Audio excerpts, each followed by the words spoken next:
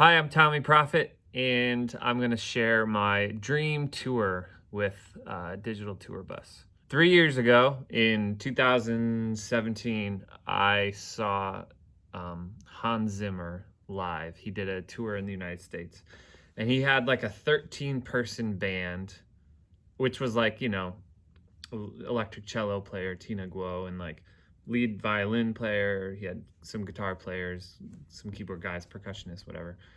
And then he was also accompanied by the Nashville Symphony Orchestra, which was a string section, a brass section, and a big choir. They performed all of these amazing movie songs, some of which I had heard and recognized instantly, but had no clue either what movie they were for or that Hans Zimmer had done them. Like, the dude is the man even more than we already know he's the man, basically. I mean, the Lion King score was like one of the most like incredible moments of the night, and he actually had the guy that sang on the soundtrack, when the movie opens up and it's like the sunset and he goes, nah, whatever, that guy was there, and he sang, and the girl that sings Circle of Life, she was there, and like it was like this reunion, and they performed this song, and the music's beautiful. It's just like the whole night was just like chills and amazing music. It was like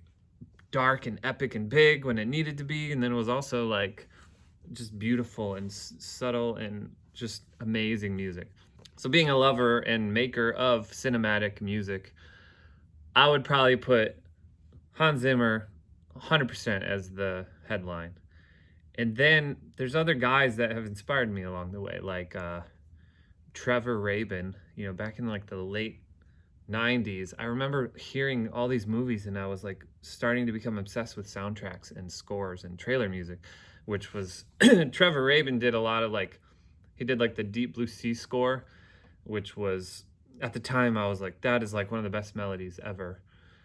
And then Gone in 60 Seconds, it was like the dark minor cinematic music I liked, but with electronic infused beats into it. And so that was like massively inspiring to me and helped shape the direction that I've probably gone, in the last 20 years. Also, we have to add Steve Jablonsky to the mix. He's another film composer, and he's, arguably most famously known for the Transformers movies. Those soundtracks are just big and epic and everything that you ever want in a big epic soundtrack for a Transformers movie. So those guys just crush it. Those are huge inspirations for me. And then just to round out the bill, I would probably want Weird Al to come out at some point, because he was actually a big influencer for my weird personality in my life, and the parody thing, and like, if you just have a bunch of dark epic music, that's great and all, but you need like a light moment. So Weird Al would come out and do like a, probably like a polka medley to just lighten up the crowd. And then last person, I would throw David Blaine into the mix.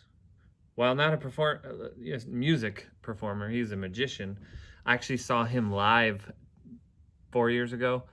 He was doing a tour of his tricks, like card tricks, but also he's like, sewing his mouth shut, staying underwater for 10 minutes, and holding his breath, and sticking shrimp skewers through his biceps. Like, it was just such a entertaining night watching him. So maybe for the intermission, David Blaine would come out, do a few tricks, before Steve or Hans would finish out the night. That would be one incredible night that I would buy a front row ticket to go see.